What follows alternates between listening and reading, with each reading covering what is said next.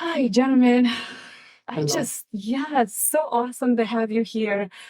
I want to know, okay, so who are we here with? Let's start with Well, I'm Jeffrey Jack. Jeffrey Tag. It's a Okay. pleasure to be here. And I manage Fate. Oh, nice. Yes, Manager. yes. Me and Fate met. I believe, as you mentioned, we met as on a national commercial, Michael Jordan commercial for Carmelo Anthony back in the Olympics when they were performing in Las Vegas. And automatically meeting Fate, it was like, wow, this guy's somebody special. You can tell when somebody's special because he had that aura, And so we did a great job on the commercial. And then I went to see a performance of Fate, and I was blown away by his energy. I mean, he sang all different types of music, and then his energy with his band was like an hour and a half of just pure performance. And it was like, whoa, I was even more impressed. But, we kind of went our separate ways as far as business is concerned. And just recently, we reconnected. And in that reconnection, uh, we kind of got together as far as business is concerned. And I just, again, Fade's energy, his skill set. I think it's time for the world to be reintroduced to what he brings to the table. Because as far as pure entertainment, range is beyond. I mean, this gentleman can sing like pretty much anybody. I mean, from Michael Jackson to Bruno Mars to he can sing Whitney Houston. Oh yeah. I mean, there is no, and also his coaching. I've seen so many performers when they meet him, because of the kind of spirit that he is, the first thing they want to do is they want to train under him or they want to do a song with him. You're also a coach.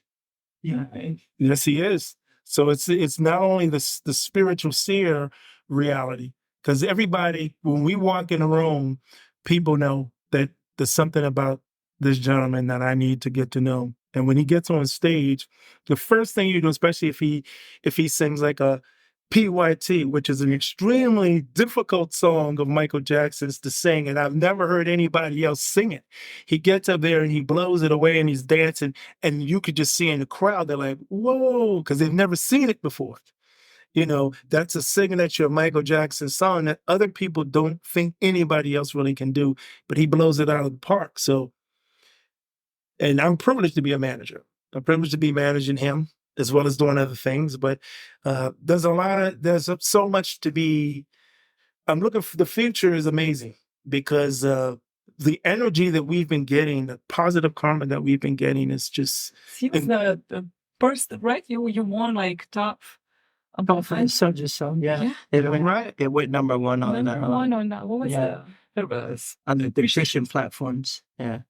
Now he let me see that song, and I was like, "Congratulations!" That was kind of one of the intros when I met up with him again, and he showed me the song. I was like, "Whoa!" And then I shared it with some other business people, and everybody was just interested in him. They wanted him to sing. Oh, I have this event. Can he sing there? Can he come and do this there?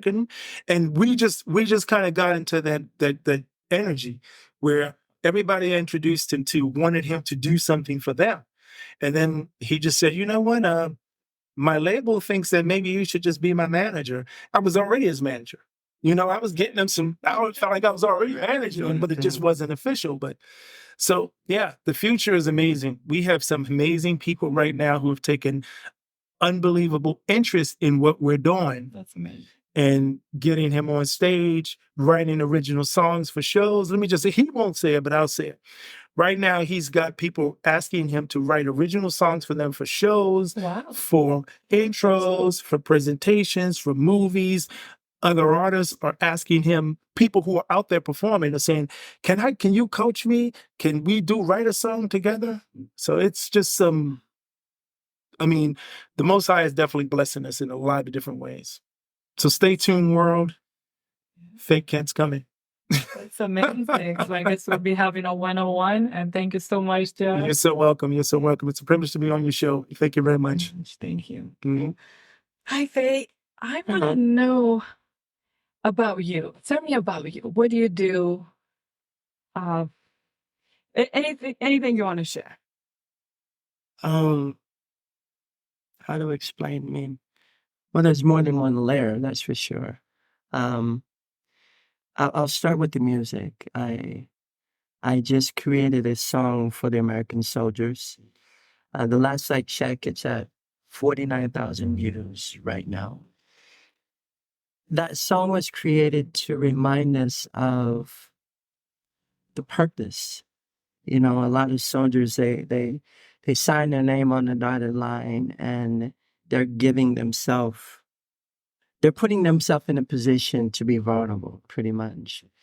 It's very interesting. I got a phone call from a soldier, and he called me actually from the hospital bed. And what he said to me was, he said, Faith, I've been a Marine for 30 years. He said, I've been in special forces for 20 years. I've been in therapy for 20 years. He said, I listened to your song today and I'm feeling the healing, my man. He said, I'm laying here in my hospital bed right now. He said, I'm very emotional. I'm crying. I'm releasing. I'm feeling the healing. That's what he said. I'm feeling the healing right now. And I said to him, I said, you know, it's amazing in what you're saying right now, because I asked God to tell me, why did you have me write something like this? What is the, besides I watched the video and seeing soldiers returning home, I said, that's not, I said, give me, what am I supposed to say to soldiers when I talk to them? Why was the song really written? And God said, and he said, well, what did God say? I said, he's actually telling me right now that this is a love story. This is the dead speaking to the living, reminding you all why you signed your name on the dotted line. You love America. You love the American flag. It was never anything about politics, why you signed your name on that dotted line. And he started crying. And I said, and as he was crying, I said, I'm also being told to tell you right now that you're not a monster. And that's when he lost it. He just cried, and I just waited. And he said, we feel like monsters. He said, we all feel like monsters. And I said, well, remember, it's your love story. So that's where that song, it's already starting its wave. I don't know what God's will is, where it's going to go. Prophet recently told me that he's seen the song being written in many different languages, used in different platforms around the world. And I received that. One thing the one thing, I mean, you're going to learn about time is it doesn't belong to us. That's one thing that I found out. Time does not belong to us, even though we want to control it. We all treat life like it's a microwave and we could just put things in it and presto, there it is. But I learned a long time ago, God operates from a slow cooker. He doesn't operate from a microwave like us. That song, I believe, but what I was saying, what you said, the prophet came from a radio. I did an interview on a radio station called Anointed Radio Station. And there was a prophet on that episode. And he said, hey, I'm being told to tell you something. And I said, what is it? You know, we're on the air at the time. He said, that song is going to be written in many different languages, and it's going to help a lot of people around the world. It's not just going to be one platform. He said, it's going to reach multiple people. I said, I received that. I received that. And I said, it's not only that. He said, I can't think of the word, but anthem. He said, that song's going to become an anthem for a lot of people. And I said, I received that, you know. And the thing about when somebody tells you something like that, it's a beautiful thing, but it's just another part of God's puzzle pieces coming together. And we kind of all have to play our own part for those pieces to come together. Right. My part was being obedient, writing the song. But when I was asked to actually write the song, at the time, he said, the guy at the time, he's a manager actually at the time of the label. He says, you should write a song about the soldiers. I said, probably not, because I'm not into the politics of that world. And next thing I know, I'm sitting down watching videos of soldiers coming home, and I'm crying, and God is like, this is what you're gonna be writing. And that's what it came from. It came from that. You mentioned God a lot, so I'm really, I want to know are you of, what is all that? Like, what are you, a Baptist? Are you obviously, you're a Christian because you also mentioned Jesus a few times. Uh, what is your relationship with God? And I see he's very present in your life, which is amazing, but I want to know more. So I was told I'd be speaking about this to the masses. You were told, okay. I'm going to explain. Okay, please. There. So coming up, I went through a lot of abuse. So there wasn't really that whole, oh Lord, I love you kind of thing. I was born in Utah, and as a military brat, I was raised in England. So coming from all the abuse I came from, I didn't believe in God. Because I was pretty much, well, if God was real, he wouldn't have let all these things happen to me. So I believe that I got kicked out of every school. I got in trouble fighting every day. The more you beat something, the more it turns bitter, and it starts to go against you. So that's why the whole God thing wasn't like, it's like, whatever. I believe he has a relationship with animals and the birds or whatever. But I didn't believe in him having a relationship really with people in general, because you always watch religious people and they say this and they say that and they represent God and they say this, but then you see them being so mean and so hateful. So as a kid, I didn't understand the whole God thing, because religion, it just didn't make sense to me. It never made sense. I remember getting in trouble, and because these kids went to this church or they were dressed a certain way, they were dismissed. And I was like, yeah, I did it. I did it all. It's always been just be yourself, but I got in trouble for being myself, for telling the truth or whatever, right? But the biggest reason you brought up Jesus, it's a very true story here I'm going to tell. This is why my thread is so thick when it comes to God. So long story short, I was mountain climbing in Utah. And as I was climbing, I went to take the next step, and there was no step. So just like in the movies, you say, oh, I'm falling. Oh, I'm really... No, that's not true. Because when you're that high up, I was so high up. And mind you, we didn't have ropes. We're just being idiots at night, right? And I think it's like at about 12:30, 1 a.m. in the morning, right? We're out there. My best friend at the time, he's high. He's an atheist. He just, and we're climbing. And I went to take that next step, and there was no next step. I was so high up that the ground looked like little ants. That's how high up we was, right? So I go to step, and this is me in real life. And I remember, and that's why I spoke earlier, God operates slow time.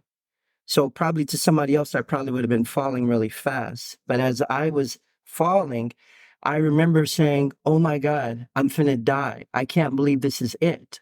Oh my God. And I said, Jesus, save me. That's what it was. No, Jesus, help me. I said, Jesus, help me. The next thing I know, I don't remember closing my eyes at all. I don't remember closing my eyes. I just remember saying, Jesus, help me. And I open my eyes. The next thing I know, I look at this. It was the left hand first. I looked at my left hand.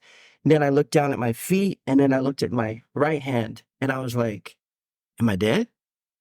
What just happened? And the first thing I hear is, what would have happened if I would have been like, Allah save me, Buddha save me? You would have died? And I was like, oh my God. And so the whole Jesus thing, I listen to people talk when they talk about Jesus this and Jesus that. I'm like, I don't say anything, because to have a relationship is different than have a religionship. It's very different. What I experienced, it really made me understand things a lot different than the average person that walks the earth, period. Because when you have a personal experience, there's nothing nobody can take from you ever again. So with me, it's a lifestyle, how I am. It's not a thing I put on a clothes and pretend to be something. But when I wake up in the morning, God is the first thing on my mind because I woke up on his time clock. And when I say he, or it doesn't matter in the spiritual where there is no such thing as he, she, it's just Prince said it best when he was no longer Prince and he just was a symbol. Well, that symbol is an androgynous symbol. It means no male nor female. It's just to be. And we're human beings. So it's not a matter of we all control things. We want to control, well, I'm this and I'm this, I'm that. You're a being. You're a human being. See, when stuff like what happens to me happens, I become a platform that God is able to use because nobody else can tell me anything else outside of that because I experienced what I experienced. So yeah, so when I say, well, yes, the Spirit told me, the Spirit this, the Spirit that, and the Bible talks about that. I used to not believe in the Bible. I was like, whatever, man wrote that. But after living and being who God allows me to be every day to so many people, I have no other choice but to respect what's already happening. Well, not what I want to happen, but what's already happening. Very Hopefully that interesting. made. So, I'm getting the vibe that you're not a church goer because you just said you're a spiritual rather than a religious person, right? You don't go to church. Well, it's like this. We're all on assignment, okay? A lot of the times we watch all these infomercials and social media pages and they tell you, oh, you should go do this, go be a part of this. You'll feel better if you do this. I did not have a relationship with churches and stuff like that. Not a good one, just because of how I look at a lot of the religious leaders that I've seen. They really took more than gave. And one thing I also understand is when you speak to people like that, you're in the spirit. You're not in the carnal mind when you're speaking to people like that. So if you're not feeding yourself what you're feeding the people, you're really no different than they are. Because I have to study the same things that I feed somebody else when you're speaking in the spirit. And so, yes, I go to church, but it was because God said, this is where you're going to go. And I'm like, I don't want to be here. I said, he's this and this person's this. And then I hear you judge, you're going to be judged. I was like, all right, whatever. Mm-hmm. So I allow myself to go to the church I go to. The reason I like the church I go to is because outside of what I've seen out here in Vegas and everywhere else, it accepts everybody. It accepts everybody. I've seen where gays aren't allowed to be here, transgender are not allowed to be here. This person's too much of this and that person's too much of that. But God loves everybody, full circle. Love is a full circle. It's not a conditional circle. It's a full circle. And so I look at myself as, yes, I go to a church, but I know I am a church. I know I am a church, whether it's music, whether it's life coaching, spiritual life coaching, meditation teacher. That's what I do for a living, actually. I haven't worked for anybody in probably 7.5 years now because I got fired to get hired. And so now God has me on his time clock all the time. Of course, when we wake up in the morning, we're on God's time clock, and it's up to us to recognize that. It's easy to wake up and go straight to the cell phone, go straight to the email. Just disrespect, because you didn't have to get woke up. Mm-hmm. So say your prayer first. It's saying a prayer, but it's laying down a new foundation of a new day that you actually get to see. When you're driving a car, you don't drive from the rearview mirrors. You drive from the big glass that's in front of you. So if you get to wake up and see a brand new day, that's the glass in front of you. You owe God a day of purpose, not your emails or your texts or Social. what social media. I remember one of my clients was speaking recently. They were saying, I don't know. It's just been hard these days. And I said, I think you should stop focusing on social media.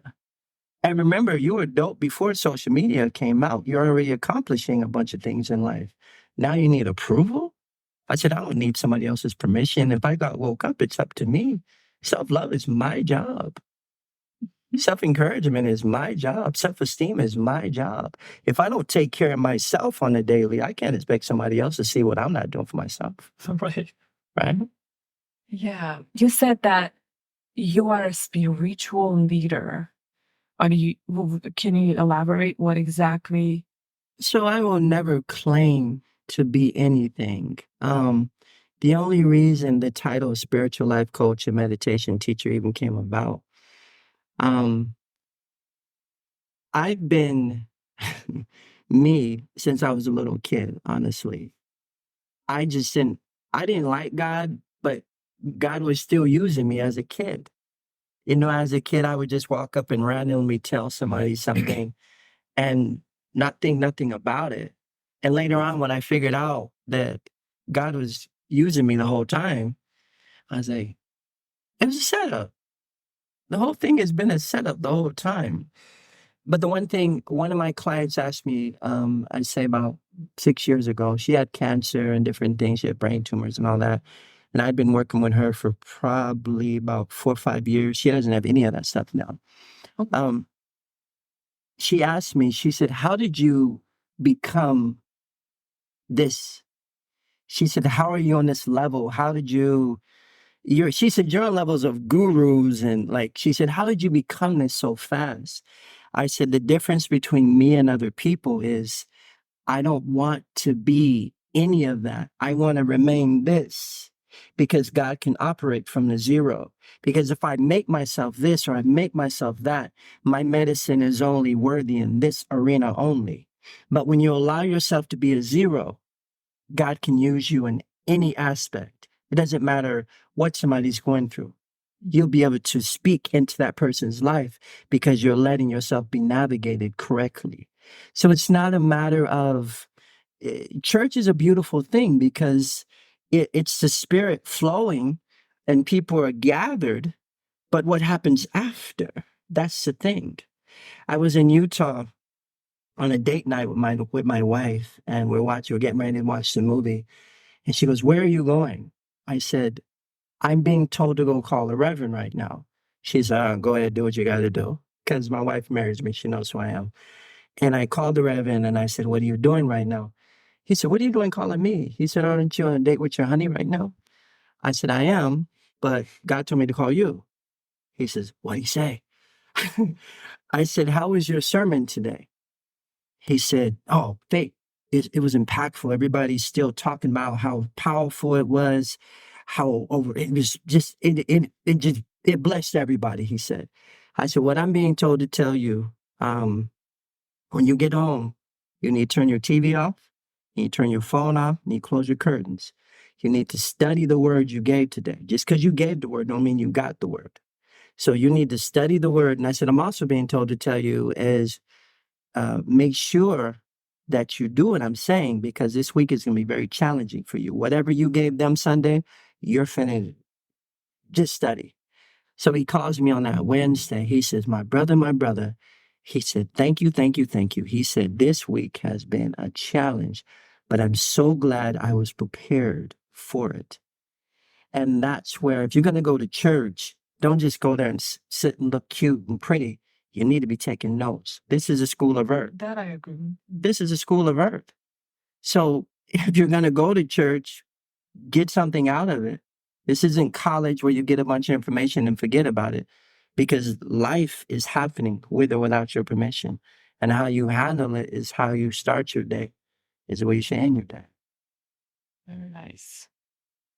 And I know that you also help people during tough times and you see things. Do you want to talk a little bit about that side and So have that side of you where you can look at someone and you can see their pain and you can give them advice and So what it is God says, when you're a good steward of little, I give you, I bless you with more. So I've noticed that since I allow myself to be led by the Spirit more than most people, I've now, and I've been this way since I was a kid, but now I literally get paid to be myself every day. So I have a gift to where it's called a seer. A seer is somebody that can look at a person and see information on them.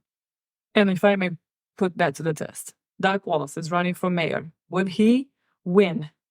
Look at him right now if you don't mind. So it's not a matter of whether it's not a matter of whether he wins or not. It's a matter of why was he there to begin with. See, we look at things like, and we have agendas, Okay. but God's plan is already God's plan without our agenda. So when he came in, the first thing that I seen right away was he's really good, kind of like how the pastor is. They're really good at like, oh, the Lord loves you, and take care of this and take care of that. But when it comes to actually spending that time with self and not being caught up with the emails, not being caught up with all the other stuff outside of the inner man, he has a problem with that. So that was the first The thing. giver. No, this is the thing. This is the thing. This is the thing. In the world, the Bible talks about a mustard seed, right? So the mustard seed of faith is just, if we're not doing something all the way, we're still in the midst of not doing it. So I'll say for myself, I'll say, my wife says to me one day, she says, what are you doing? And I was just laying in bed. I said, I don't feel like meditating today. I don't feel like reading today. I don't feel like doing affirmations. I don't feel like doing any of it. She says, oh, you don't feel like doing that? I said, no, I don't. So I laid there for about 10 more minutes and I got up and I was like, okay. She said, where are you going? I said, I'm going to do my affirmation. I'm going to do my run. I'm going to do all the things. She said, well, you just said you don't feel like doing it. Just because I don't feel like doing it doesn't mean I'm not going to do it. Right? So when I say that, it's like when you ask me about the doctor, we have this thing to where a lot of doctors, we put ourselves last to take care of everybody else, right? The thing about that is when we learn that lesson, we now become that lesson. We become that lesson. It's not a mistake that the doctor came in on the parts that he came in when he came into the interview. It's not a His name mistake. is Doc, D-O-C-K. It's not a mistake that the doc came in the room when he came in and heard what he heard, where you said, "Oh my God, I'm so sorry about the." It's all designed. It's all designed. Interesting. Everything happened the way it was supposed to. Like, I love it. and it's so naive that we think that we're in control. It's so funny, I look at this Kobe Bryant. Yeah. Got it. I look at Kobe Bryant on the wall, and somebody recently asked me what I thought about him, and I said what I loved about Kobe is he was always ahead of the game. He was always ahead of the game. Somebody said to me, they said, "Well, when you mean that, what do you mean by that?" I said, "Well, Kobe would train at 4 a.m. He trained at 10 o'clock in the morning, and then he trains with everybody else." That's how you have to be spiritually. You have to already be ahead of the game. So even when you drop off, you're still right on time. You're still right on time. Nothing's lost because you're always already gained. So it's a matter of staying who you are, not just saying who you are, but staying that way. They say it's easy to become a millionaire, but it's hard to stay that way. But it's a matter of your being. How much do you respect your self-love, your self-encouragement, your self-esteem, your self-worth? It's your job. That's awesome. So I'll pause just for a quick second to make sure we're both of them recording. Yeah. How do you know how far out that was? Was it out for a while or? No, I was checking the time, just so you know it's 32 minutes. Okay. So we got. So we still have the video to do. Maybe we'll skip the video so I can ask 2 more questions if that's okay. Sorry, Doc. Okay. Back. Okay. Sorry, I had to. Okay. How often are your predictions accurate, and how do you manage situations when they're not? So the thing about me is, it's not a matter of something being right or wrong, because a lot of people don't see the moment that I see. So when I see something, I don't need permission. I'm already looking at it. When I look at a person, I see it from the same way I see a painting. When I look at a person, I see information. It's just there. So it's not a thing of, oh, I need your permission to tell you that. It's right there. That's what I'm looking at. I remember recently talking to a gentleman, he's an inmate. And I was led, we were in the grocery store, actually. I didn't know who he was, but I was led as a kid, had been doing the same thing. I was led to say something to him. And I said, excuse me. I said, do you mind if I say something to you? And he goes, yeah, what's up? And I told him, I said, I think it's time for you to start celebrating you. You spend so much time celebrating everybody else. It's time to start celebrating you. He's, what that's supposed to mean? I said, that's for you to figure that part out. To decipher and. It's for you. It's my part is to do my part. God does the rest of it. My part is not to worry about whether they took in the information, whether they received it. They translated. Who cares? That has nothing to do with me. And like I said with him, because I walked away and he said, wait, come back. He said, what made you say that? I said, I was being led. I said, obviously, it's something you've been praying about. And that was your answer. And he started crying. He said, how'd you know that, though? I said, my thing is, I can't speak to somebody unless they prayed about something in private. So whether you wanted to admit it at that time or not, because I said, I think you're looking at me as a man. I'm a threat. I don't see myself as a man. I'm a child being led, doing what I'm supposed to be doing. I'm not a man. I'm not a woman. I'm not any of those things. I'm being led. I'm doing exactly what I'm supposed to be doing. We're children of God. We're not adults of God. We're children. And only children are going to be obedient. Plenty of time in my life, I was not obedient. But the things that I've been through in my life, I have no other choice but to obey. It's not a thing of man is right, woman's wrong. Only what you do for Christ is going to last. So I'm not here for a popularity contest. My music, it moves people the way it's supposed to move them. A lot of people say, oh, it's too positive. Cool. Don't listen to it. When is positivity an issue? Oh my goodness. Well, a lot of people, I've been told by a lot of people in the industry, it's cute that you think this positive music, people are actually going to listen to it. And I say, you know, as a songwriter, I don't write one genre of music. I write music. Sometimes it might be a country song that helped you through a breakup. Music is whatever music is. And, you know, music to me, it's my anthem. It's how I communicate with people. But when I'm writing a song, the lyrics come to me, everything comes to me, and I feel it, and it embraces, and I embrace it as a child embraces it, and it feels good. And I watch the things that people do to themselves, and I'm like, you're not being music to yourself right now. You're not being harmony to yourself right now. I spoke at an event, Tom Sawyer, he was running for president at the time. When I spoke, they asked me, what do I think people are lacking these days? And I said, no disrespect to anybody in the room, but harmony. I come from the world of harmony. I said, I'm not really a politician person. You know, that's you guys. And you guys do that well, right? Because you practice doing it well. We're creatures of habit. And I said, well, in my opinion, in harmony, if any part of the harmony is wrong, all of it's wrong. So I believe if we work on our own harmony, then you can teach other people their harmony. But self-love is the ultimate weapon. I love it. That is amazing. So much depth. So the gift of singing and putting out such influential music, the music that helps so many people in need, because veterans, they need your music. Amen. And then you're a seer too, and you help all these people. Regarding prediction, and this is, I know you're not into politics, but can you predict who's going to win this freaking election?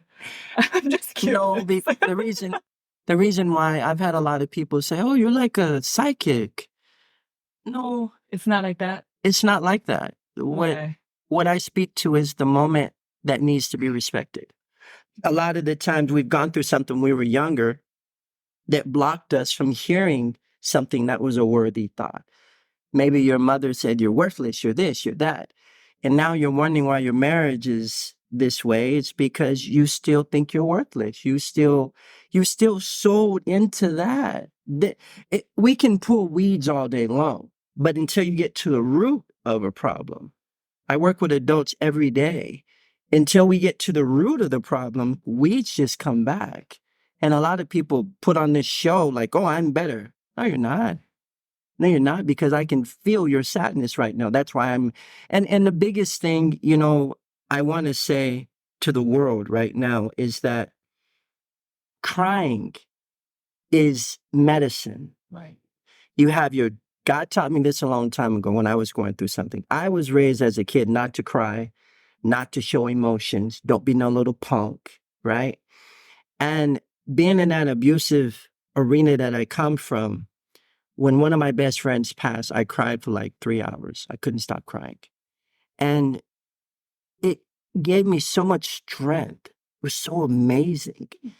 And I studied like tears. I meditated on it. And what was explained to me is the body knows how to heal itself. That's when you cut yourself, it heals itself, but it has to be cleaned, right?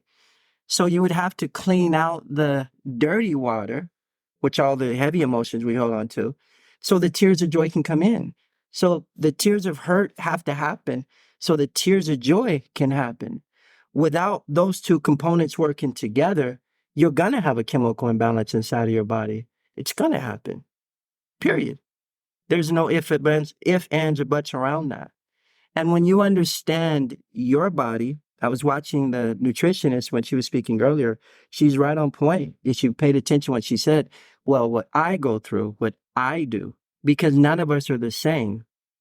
We're unisex in some of the thoughts we think, but we're not the same beings. Every being has its own responsibility. And as I was saying earlier, any gift you have, it's not yours. It belongs to the world. It's God. It's God. And this is a school of earth, period. So you have to learn, you have to fall, you have to make a mistake. If I don't fall, I can't stand up. Remember with babies, baby steps. Look how long it took a baby to walk. So why do you think you're just going to understand this deal right away? We're creatures of habit. Whatever you practice is what you become. If I practice self-love, I become self-love. If I practice self-destruction, I become self-destruction. So with me, I'm blessed to live the life. Somebody asked me recently, he's a very well-off person. He asked me a question. He said, "I'm a genie." He said, "I'm known to give people things faster than what they normally can get it."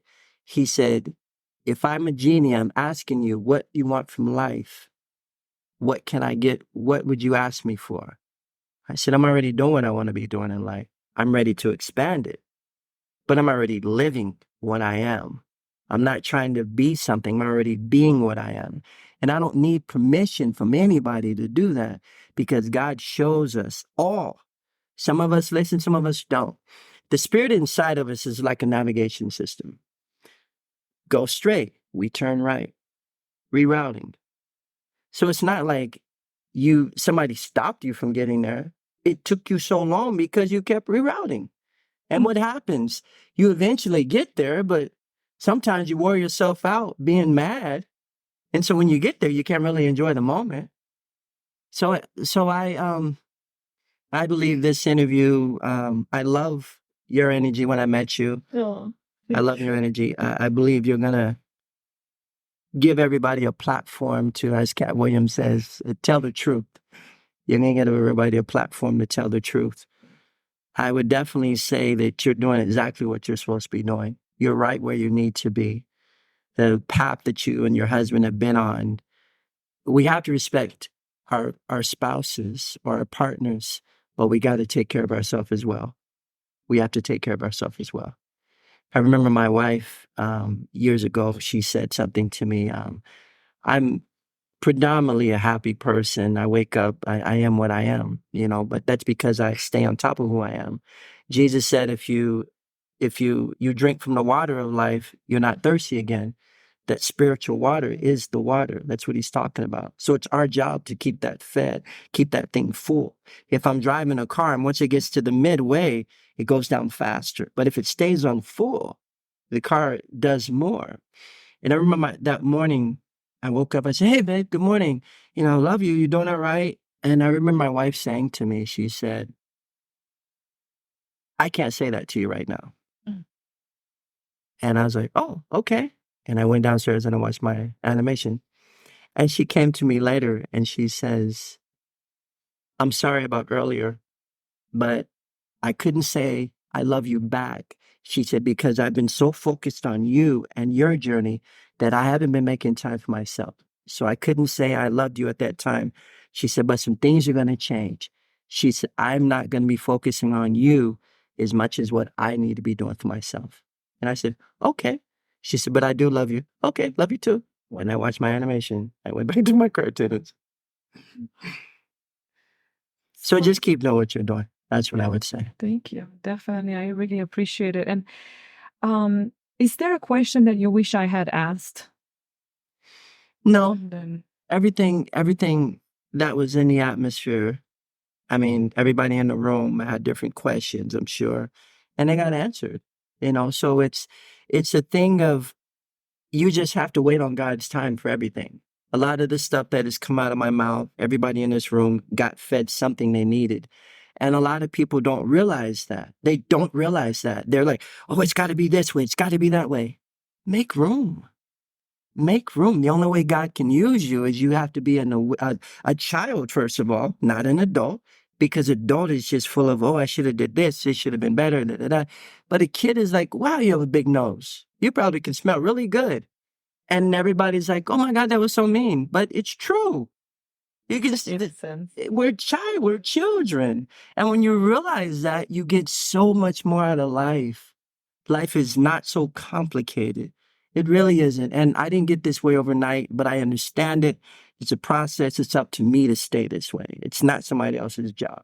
I will be speaking to the masses on a bigger platform. And the music, it's just a trick to get them in there. Because once they get in there, they're going to get fed. And once you get fed, you're going to want to keep eating. You're going to keep eating, keep eating, keep eating. And then you feed other people. That's our job. School of Earth. So the whole point is to dedicate your life to God and preach the word. Live the word. We can preach all day long. We can preach. I just recently, about a couple years ago, I met a preacher. I didn't know he was a preacher. He said, son, how are you doing today? I said, I'm blessed, sir. How are you? He says, you're going to be just like me one day. He said, that's my language. He said, I'm a pastor, son. I said, no, sir, I don't want to be anything like you. I said, I'm already like Christ the best way I know how to be. I said, you live off the fumes of the people. He goes, what you mean by that?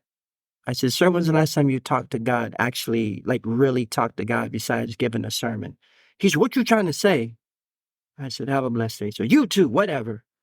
So living it and talking it is two different things. It's not about what people think about you. It's about what you know about yourself. And forgiveness too. We're all human. We all make mistakes and we just have to learn from those and maybe not judge, maybe not, maybe pray for forgiveness, I guess, right? I know I'm not perfect. I make a lot of mistakes. So I'm just like, if anybody, as a Christian Orthodox, I should just, be a lot more mindful, but I'm a human. And I had somebody recently say that. He said, well, I'm just human, right? Yeah, But but I you still work. have responsibility. Yeah, as Yeah. long as you work on it and you Yes. acknowledge and you pray about it, you cry about it, Yes. yeah. So where can people find you? Where? So right now, Instagram, just fake Kent. Facebook, just fake Kent. You know, the thing about those media platforms, and I was just sharing this with her earlier. I have followers, but I don't know most of those people. Well, you know me now. I follow you. Well, well, a lot of my followers came from the messages that I put online. I used to do a thing called raw vocals, and I would do a inspirational word for the day, and it was very interesting. I was just telling her the story earlier. I didn't want to do it because I was asleep at the time, and guys like, "You're going to start delivering positive messages." I said, "No, I'm going back to sleep because I'd be up right now." And then I couldn't go to sleep. And I literally got in front of the camera and I was like, all right, show me what you want to say to your people. And to this day, I never know what I'm going to say when I say my word, the raw vocals. It actually got me a deal with Penguin. Yes, it actually got me a deal with Penguin. I was scheduled here in Vegas to speak as a new author. I had a tour set up. Then the pandemic happened and a lot of things changed, but I wouldn't change anything because I've met so many wonderful people in the pandemic. And whatever God's will is with everything else, it's going to happen. I just have to be in alignment with the time and respect time and how it works, not how I want it to work. Right. Yeah. That's amazing. Well, you're in good hands with your awesome manager right there. So that's Yeah, Jeffrey Jackson. I've known Jeffrey. awesome that he came to support. Jeffrey and I did a commercial with Carmelo Anthony, a Foot Locker commercial. We made a good amount of money on that commercial. So I've known Jeffrey for a while. He's been very inspiring in a lot of things. He's been to when I used to perform here in Vegas. He's been to a lot of my shows actually too. So it was idea to have somebody that believes in you be a manager. That's so true. You know, That's and key. so it's been pretty powerful since him and I have been working together. We've been meeting a lot of powerful people. He knows a lot of powerful people. You know, so it's all working out the way it's supposed to. God has a plan for you. I know it. Well, thank you so much, Faith. And thank you guys. And I know we'll see each other again for sure. Absolutely. Thank you for having me. And remember, people, God loves you, so love yourself. Thank you.